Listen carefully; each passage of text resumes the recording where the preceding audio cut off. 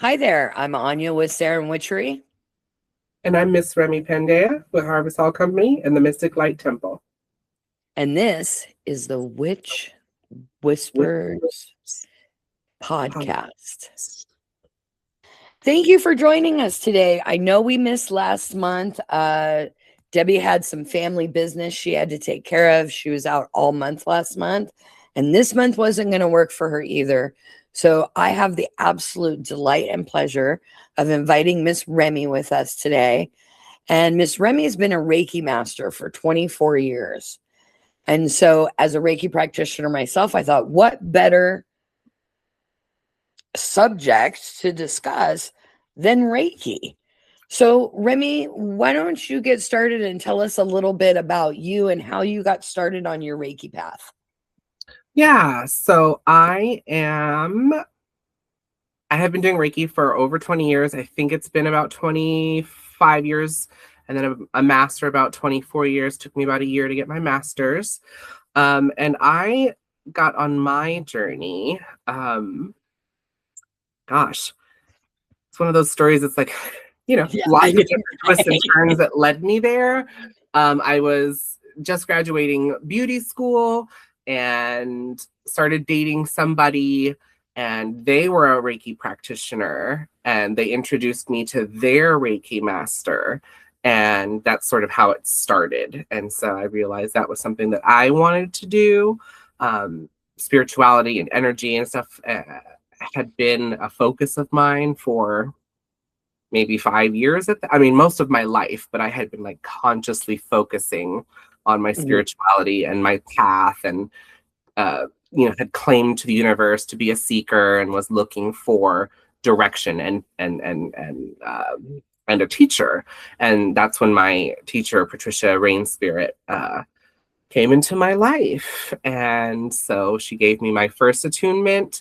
And I don't know how you teach, but we teach that there's a 21-day period before, we'll do Reiki level 2. So I think it was 30 days. So it was almost immediately that I got level 2. And then after a few months at level 2, I wanted level 3. And she said, okay, if you want it, I'll give it to you. And so within a year, I was a Reiki master. Nice.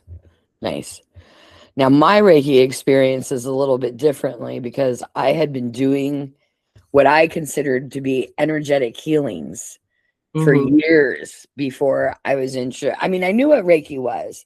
I had felt Reiki. I had Reiki done to me, but it wasn't something that like caught my fancy. And I was just like, oh, okay, but that was years ago. And then about 6 years ago during the pandemic, when we had nothing to do, I thought, I'll take a class.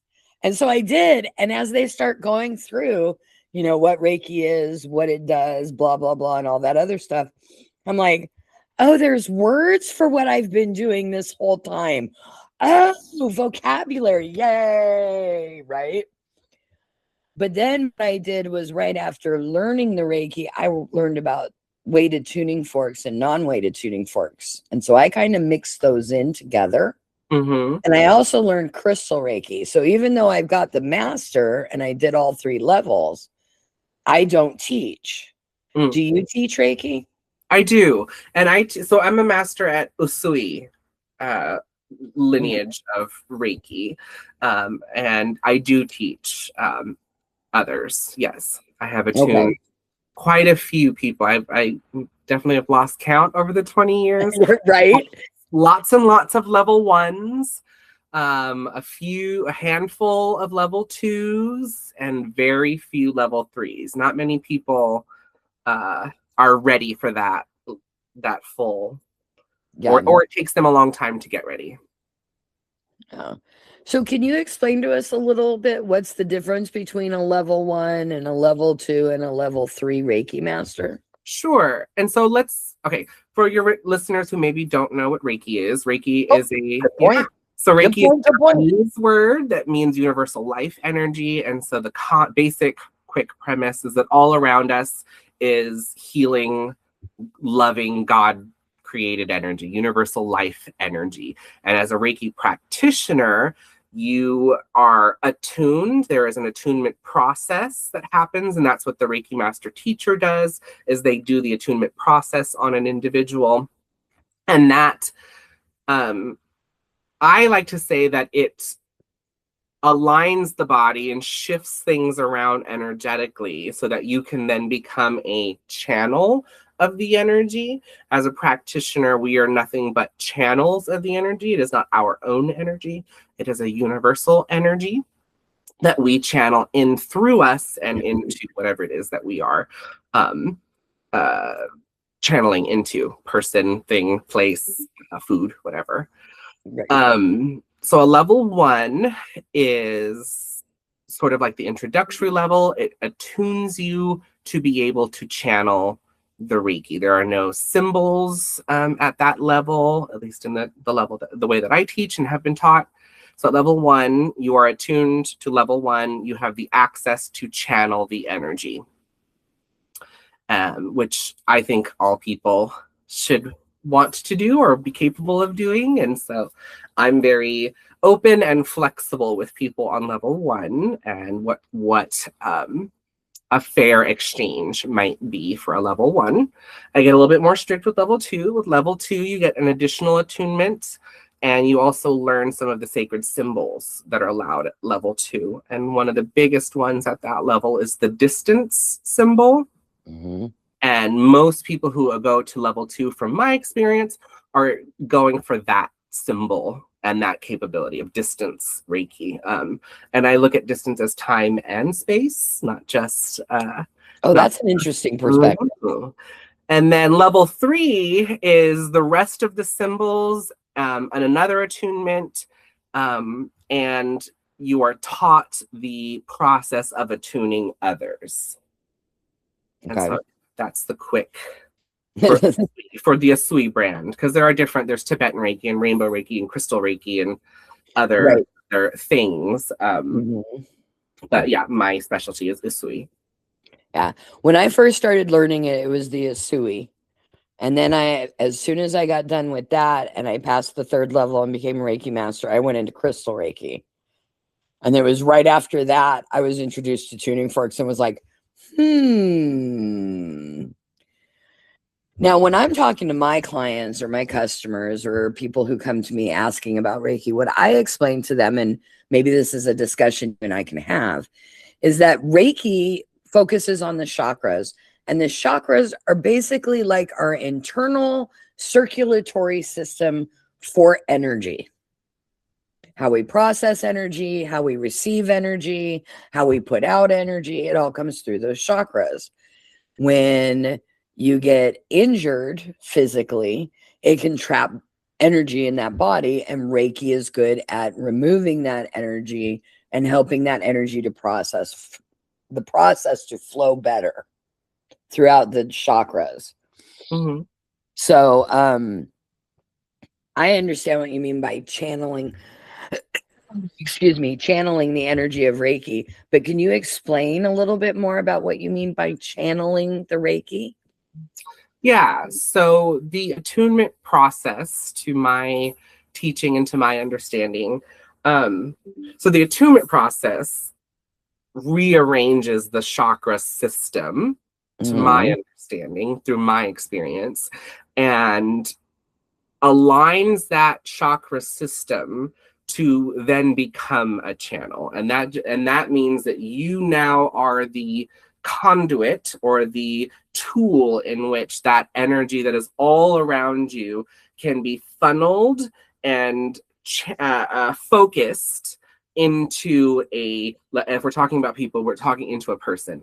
And I like to say that Reiki promotes, so our body knows how to heal itself, right? Like every time we get a cold, we heal ourselves. Every time you get a cut, we heal ourselves, right? And so I firmly believe that we can heal ourselves from anything, including cancer and things that they tell us we can't. And Reiki promotes that natural ability, right? So I am not the healer. You are the healer. I am merely channeling energy to assist you in healing yourself. And that can look very different for very many different people. I definitely personally use the chakra system a lot in how I read and how I discuss what people are going through. I don't necessarily say that that's specifically how it works, but it's not true. Right, exactly. If it works, it's true. Right. It definitely can, right? Like, I think, and you and I were in a very powerful chakra ritual some years ago, and I think that was, for me personally, it was life altering. Absolutely agreed. And the chakra, I sort of became, I don't say I'm a specialist in anything. I just do what I do. I'm only a master of my own experience. Right. But I would definitely say the chakras are a specialty, if I were to say something, of mine. Absolutely. And you're right, it's how I learned about myself, and it's how I teach others to learn about themselves, because working through those chakra systems and understanding yourself through that is a great tool. And I think it's a great way to be able to always bring your focus back to a certain point, right? When you get off track or lost or scattered, caught in the middle of all the bullshit, Right, exactly. When you're scattered everywhere, now is a good time to focus on red, orange, yellow, green, blue, indigo, purple. Get that moving around. And I say the same things to my client. My client's like, "Oh, you made it feel so better." I'm like, "No, you made it feel better. I just facilitated the communication between the energy and your body, so that your body could interpret the energy in a different way and say, oh, you're right, I can do that." Right. So do you use any tools when you are doing your Reiki sessions? Yes and no. I don't believe that we need anything additional. Absolutely. But in all energy and all magic and all those kinds of things, each additional piece adds a layer of intention and adds a layer of focus, right? But I have also vibration. I have brought vibration in as well, right? So the universe is light and vibration, and Reiki is, I like to look at Reiki as a light and vibration. And so tuning forks, I also use tuning forks and crystal bowls and other things as well in my Reiki sessions, drums, rattles. It just depends on exactly what I have on the hand and what I'm called to do, for any which one's closest when you need to grab for something. It's true. And also, again, some of it's intuitive, right? The spirit is telling me that a certain vibration is needed, and I might not understand why. And it's not for me to, it's for me to just do what spirit is telling me in that moment when I am tapped in and connected. One of my students who has made it to the master level started incorporating vibration into his work. And so we decided to come up with something together, which we call the Soul Wave Experience. Nice. And so it is a combination of a pre-recorded guided meditation that I wrote, curated music, drums, singing bowls, rattles, crystal grid, and Reiki all happening simultaneously in one soul changing experience for the intention of digging deep, picking up a trauma from the past, and transmuting it, looking at it and transmuting it in a conscious, helping, facilitated and controlled environment, to help heal a deep trauma that maybe you didn't even realize was there. And we have been getting some very great responses from those who have participated. Yeah. Clap, clap, clap. Standing over. I do use different tools. That's awesome. Now, see, in mine with the vibrations, because I use the tuning forks, it's not on such a large scale. A lot of people ask, are tuning forks and singing bowls the same? Yes and no. Right. They both give off vibrations, but they're different tonal vibrations, first of all. And secondly, bowls, I have felt for a very long time. I mean, they're still good for use one-on-one, but it's not like you can set a singing bowl on a Reiki customer's belly and ring it, because that's a heavy bowl, but with the tuning forks, I have both weighted and non-weighted. So the non-weighted go above the body in the aura up to the ears. It's for the sound. It's for the vibration, the purity of it. And I don't have any sound bowls. And then the weighted tuning forks that I have are all along the megahertz and suffragilio tones of the chakras. And I interact those. And so when I touch those to people, because the weighted ones feel like a deep tissue massage. And so when I use those, I use them along with the crystals. And of course, any other things that I need to have done, whether it's making a crystal grid or whether it's putting the crystals on their body as I'm working. But I have had people say the same thing. Oh my gosh, you healed me. You did such a great job. I'm like, no, that was you. I basically, and because I used to be an ASL interpreter, I basically tell you, no, what I did was I interpreted between the energy in your body and I got them to understand each other so that I could incorporate that. Right. Now, when you're using your sound bowls, and I'm just curious, I don't know if you know this or not, but do you know that there's certain tones, and I have to be careful with this in my tuning forks. I just want to say that straight out. Did you know that if the person has epilepsy and you hit the bowl just right, it can cause a seizure because it vibrates that amygdala in the back of the brain and it can cause a person to have a seizure? I did not. Yeah. So even with everything else, Debbie and I often talk about safety. Right. Safety of being a witch, safety of, make sure you look up when you light a candle, not just around. We always go, oh, there's nothing around it. But there's a curtain this far from the flame. And you will be the witch on the 6 o'clock news that burned down their house in ritual, And so we talk about that safety. So when it comes to tuning forks and singing bowls, they may be beautiful.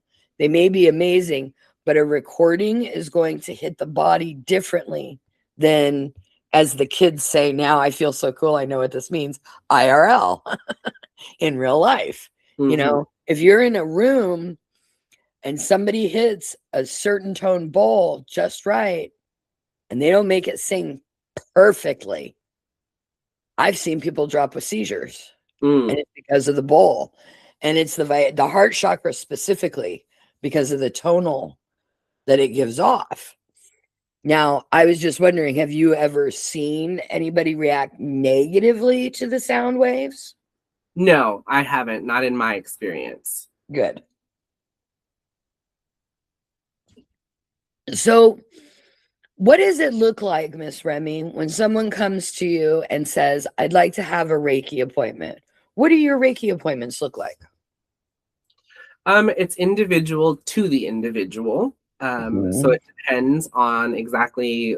I would ask some questions. I would ask what they're coming for, if there's anything specific that they're looking to work on,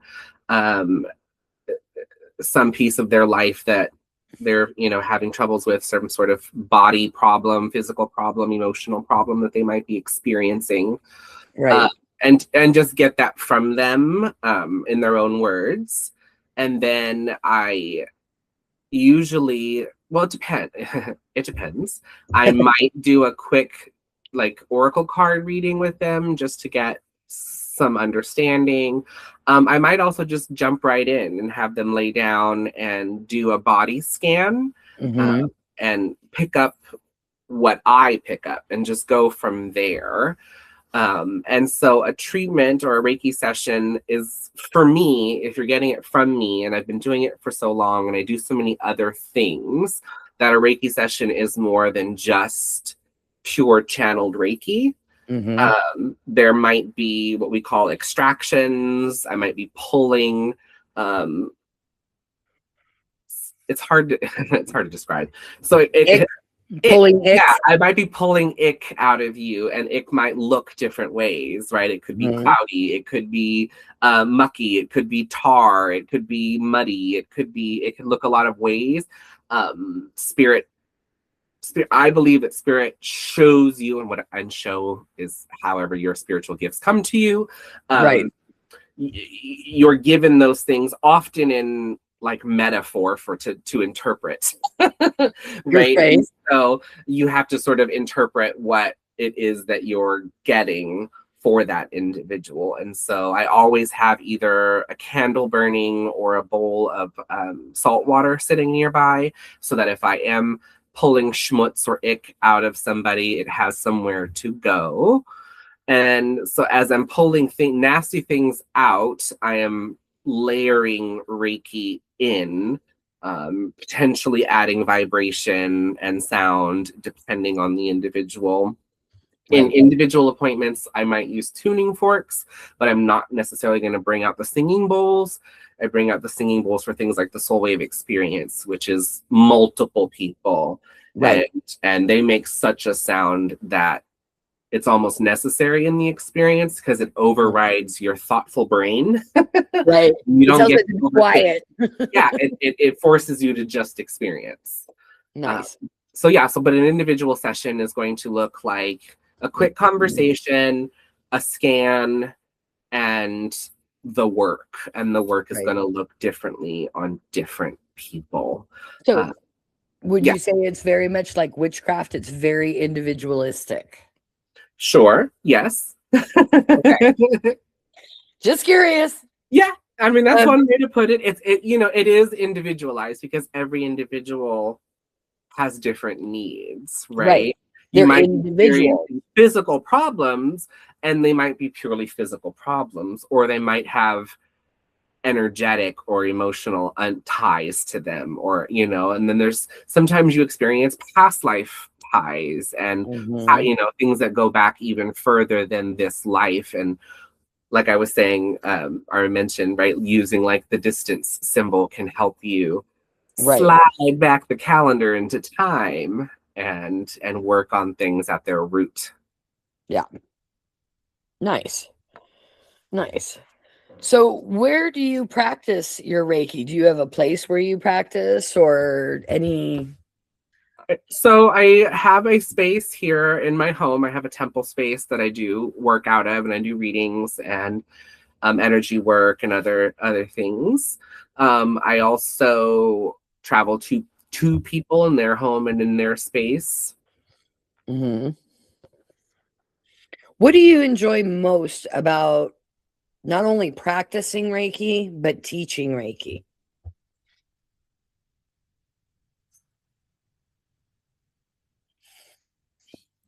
It's very... I find it a hard question. Sorry. The puppy is whining at me right now. Oh. Sorry. No worries.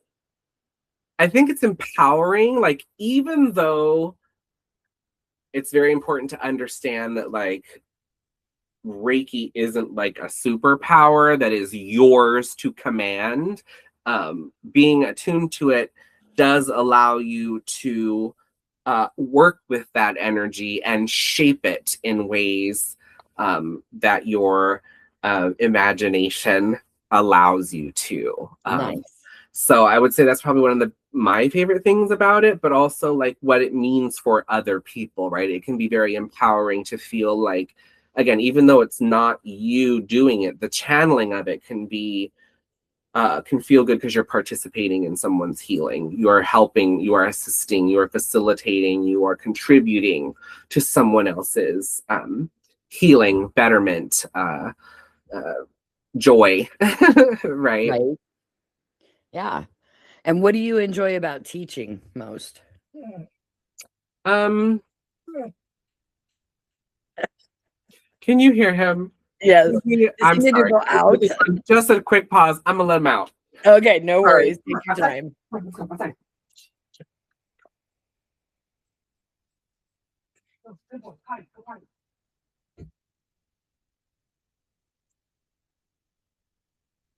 It's gonna be right back inside. What I like about teaching is honestly, it's how unique the experience is for every single student. I have to close the back door. No worries.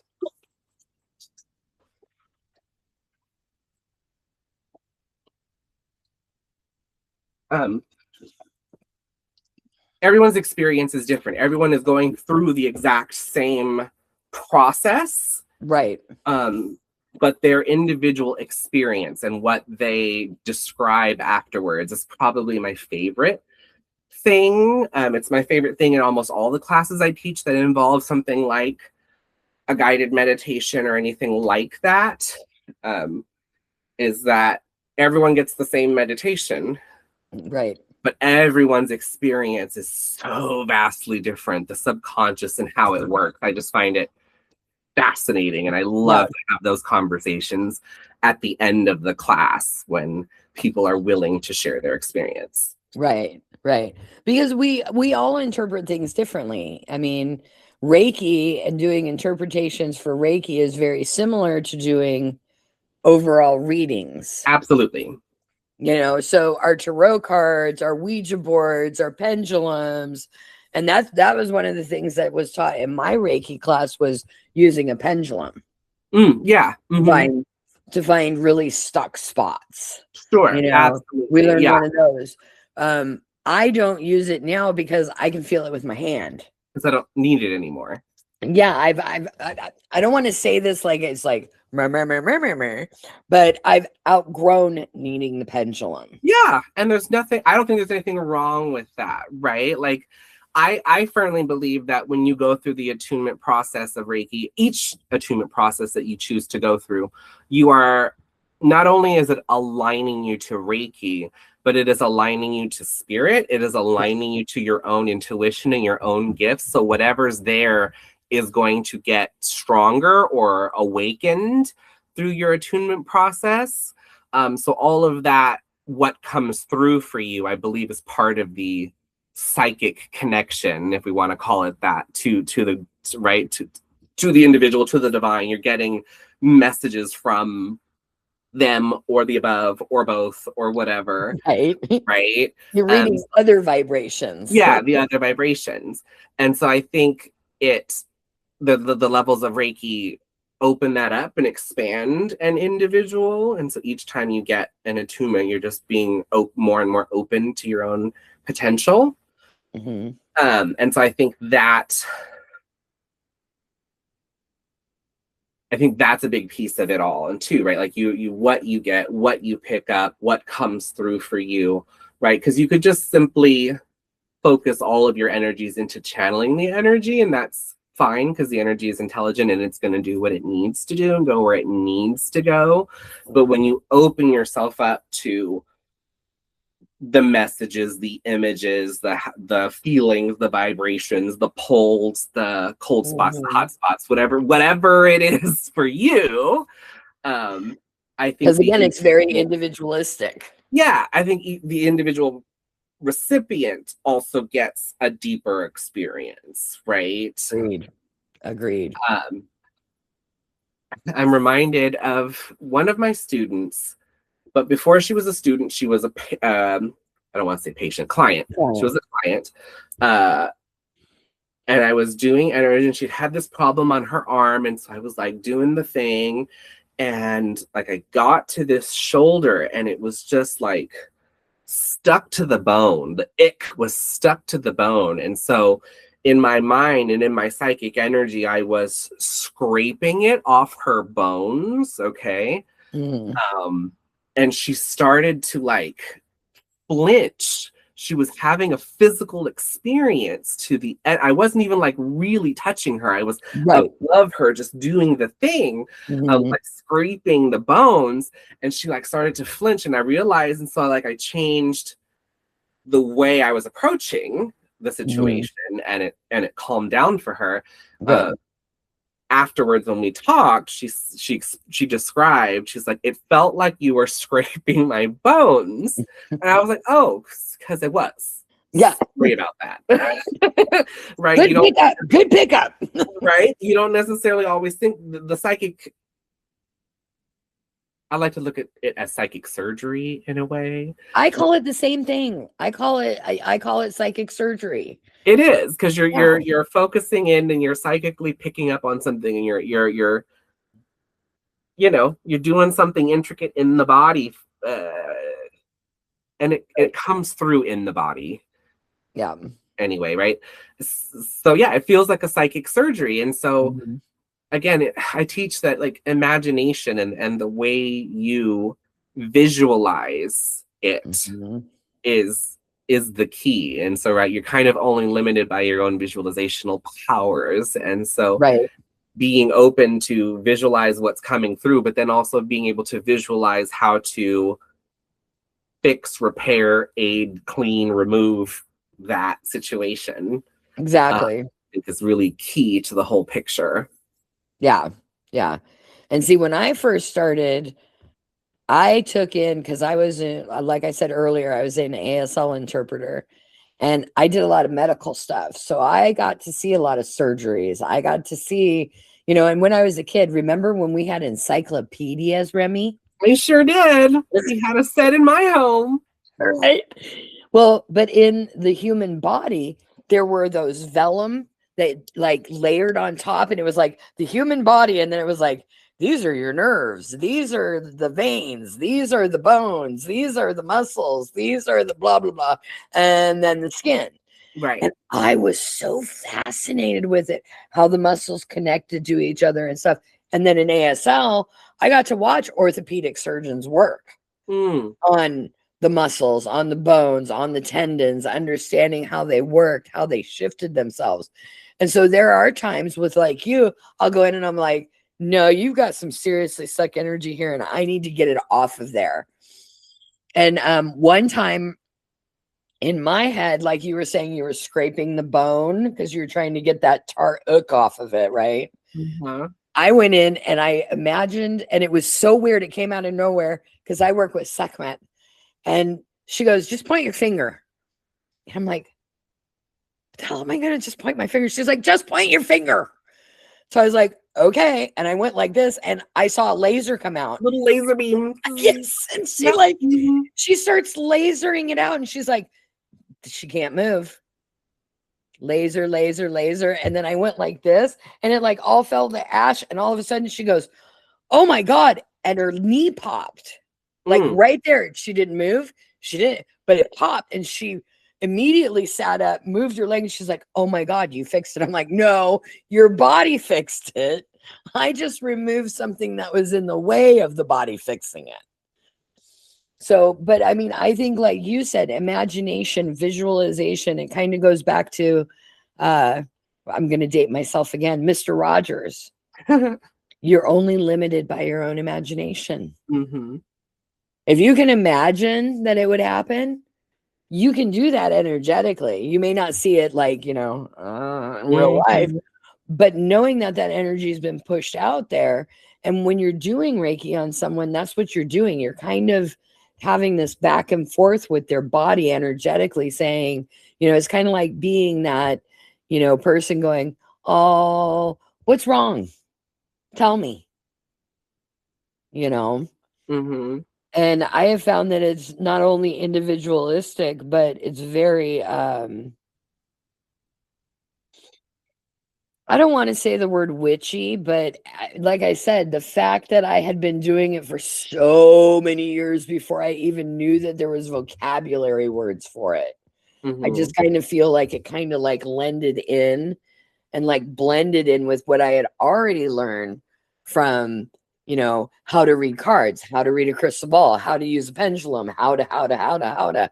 So for me, it was just like a quote unquote divination process. And it wasn't until, I started taking the Reiki class. I'm like, I've been doing this shit for years.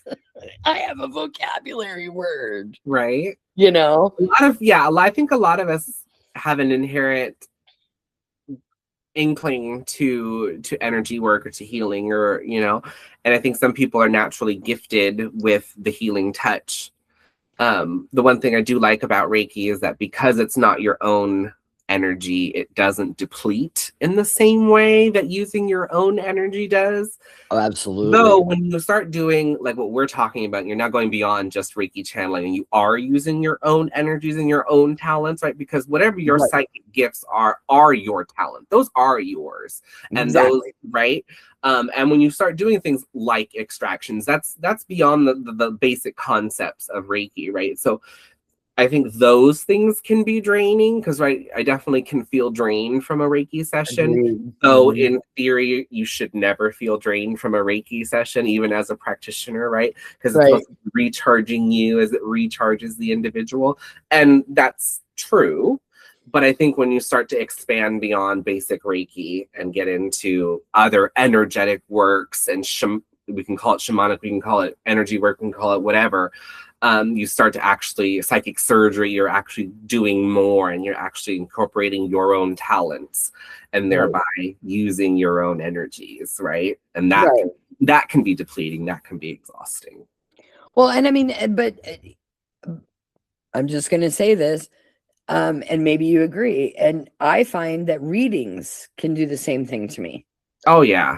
A reading, readings can be all your different ones, Readings can absolutely be exhausting because I think, again, it's not about me channeling an energy that isn't mine. It's me using what is mine and connecting to those that I am connected to on behalf of this individual. So I definitely think those absolutely can be exhausting because it's out, right? It's you are using your energies and your own talents, and so like going to the gym, it's exhausting. Right? Like, you want me to work out what, where, what? Right? What? No.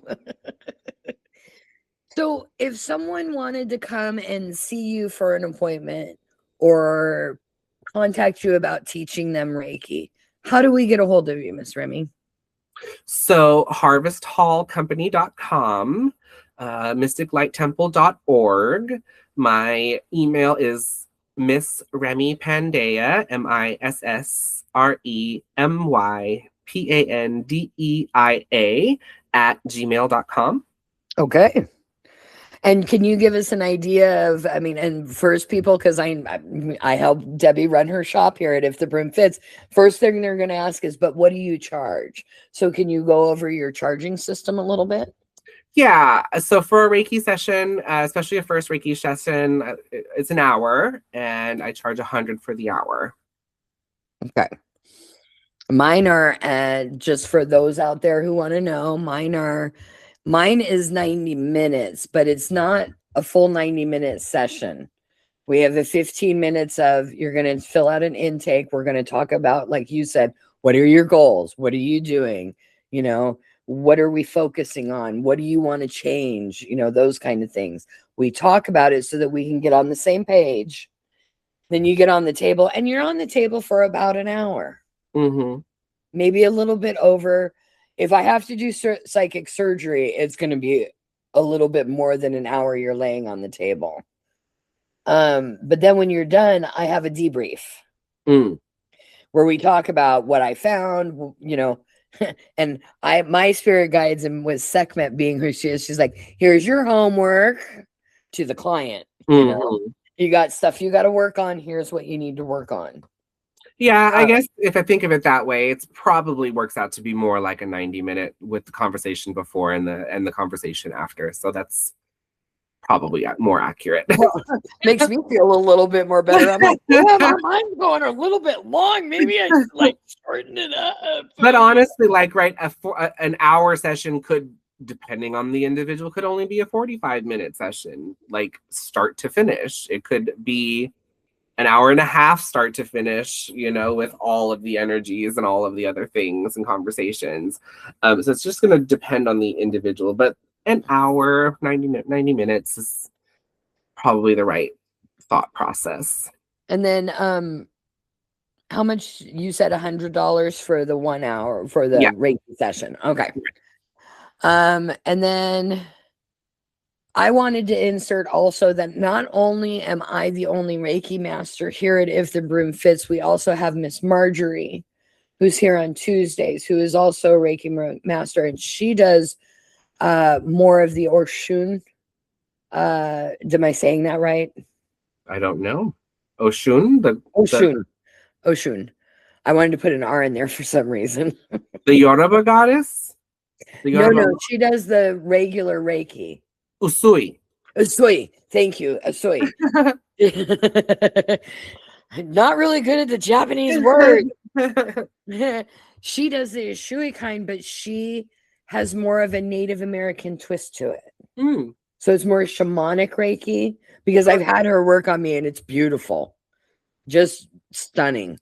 But you guys can come in here. You can call Miss Remy if you're looking for, an appointment to get yourself attuned. And then also, I just wanted to take the last few minutes of here, Miss Remy, to give you an opportunity to tell us about the organization you work for that's putting on a festival this summer. Oh, thank you.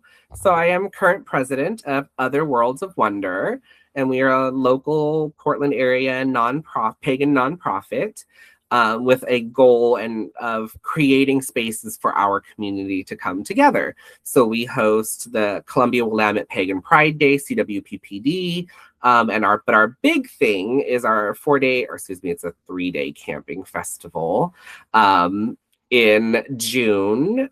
And you can find it at owow.org, OWOW.org. And okay, wait, I want to say this, not .com. No, not .com. You go to owow.com, you're going to get Other Women of Wrestling. It's .org. Do what you want. You will and all, but you won't find us. Yeah, owow.org. This year, we are going to be at Camp Cedar Ridge in Vernonia, Oregon. And it is a Norse-themed ritual this year. So the ritual changes from year to year. There are workshops. There's a main ritual. There's a bonfire and community and togetherness and a vendor village to come and buy and shop. It's an amazing time. It really feels like coming home. Yeah, it's a great time. Y'all should check it. Wonderful. Well, thank you. Thank you. And do you have any events other than, you just said CWPPD and Sunfest? Do you have any other events that you're going to be at that is like readers or guest readers or anything like that? At the moment, I don't have anything on the calendar. I believe I will be doing at If the Broom Fits, what is it? The Witch Market in Season of the Witch in October. So I will be there with Harvest Hall doing readings. We don't have it on the calendar yet, but the next Soul Wave experience is tentatively in July. And you'll be able to find those tickets available on Eventbrite. And just to let you know, in July, we will be having our Mystic Collective, our Psychic and Healing Fair again this year. And we would love for you to join us. I would love to be able to talk to people about your Reiki classes and the services you provide. That's going to be on July 18th. Okay. We'll have it from 11 to 5 like we did last year. And so we would love for you to join us once again. We enjoyed having you last year, but I just wanted to make sure, because I'm doing some guest reading spots at a newer store that just opened. Oh, nice. I've got classes coming up at that same store that has invited me. So I just wanted to make sure that you had a moment to plug anything that, Harvest Hall. I appreciate you. I am kind of caught in my mundane work at the moment, and I get that. A whole lot on my calendar. Oh, yeah. I would love to get back into doing more. I do teach different classes, like I take a psychic self-defense class. I teach a chakra workshop series, Reiki, my band of witchcraft. So I do teach a few things. There's just nothing on the calendar at the moment. But if anyone's interested, you know how to reach out. Miss Remy Pandea at gmail.com, harvesthallllc.com, or themysticlighttemple.org. I know when we have all those, we're like, wait, there's one more. Wait, there's one more. Wait, what? I forgot about this. So, well, is there any last things you want to say about being a Reiki master? Any messages that you want to give to our listeners about Reiki, or just anything that comes to mind, Miss Remy? Reiki for me has been one of the biggest blessings I've ever had in my life. And being a practitioner, being a channeler, being a master teacher has been one of the biggest blessings that I personally feel that I've ever had in my life. And being able to pass that blessing on to others to contribute to the healing of our friends, our neighbors, our community, our planet, our world, I think is needed right now. And so I don't think you can ever have too many Reiki practitioners in the world. I agree. Everybody should be a Reiki practitioner. I'm saying. All right. It would make the world so mad, because everybody look at another person going, what? Mm-hmm. No, we don't do that. Messes up energy. What are you talking about? Right. So, all right. Well, we have a few minutes left, but we're not going to keep you if we don't have to. Is there anything else you want to add, Miss Remy, that maybe came to mind that we missed with the questions or anything like that? No, nothing. Okay. To mind. Hopefully I got it all. Hopefully I didn't talk too fast. Hopefully I made sense to the people. Right. No, it's perfect, because this will be put on Spotify and YouTube. Great. And I will send you the link so that you can, share it yourself as well. And again, if you need help, contact Miss Remy. If you can't remember how to contact Miss Remy, come on in and see me, give me a call, email me, and I can put you in contact with Miss Remy. Absolutely. Because Miss Remy and I have known each other. I was thinking about that. Girl, we have known each other for almost 25 years. Almost 20, at least. Almost 20. Okay. Because I know I've been up here. I think this is my 20th year. So we've been friends maybe 19 or something like that. I knew it was like that, because when you get past 15, it runs all together. I was looking at me and Hey. We both have a very close friend named Heather that we call Hey. And I was thinking about that, and I'm like, oh shit, I met her when my daughter was like 7 or 8. And Katie just turned 37. And I was like, I have known that bitch for 30 years. Are you kidding me? And then I couldn't remember where you got introduced, and we kind of became like a group, type of thing. And so it was just like, I can't believe it's been that long.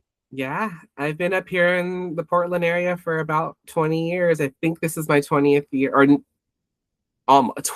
something like that. I don't know. It's hard to math. Numbers, and it all runs together, Right. So right, exactly. Well, it was great having you. Thank you so much for joining us and being willing to step in as a guest speaker and talk to us about Reiki. And we really enjoyed having you. So thanks. It was a pleasure. I'm gonna go ahead and stop the recording. Again, I am Anya with Sarah Witchery.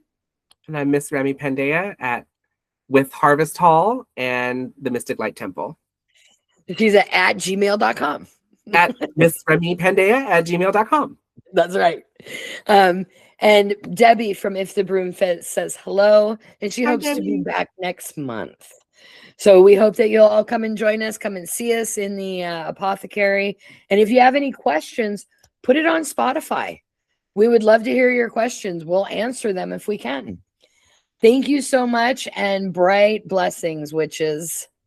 Blessed be.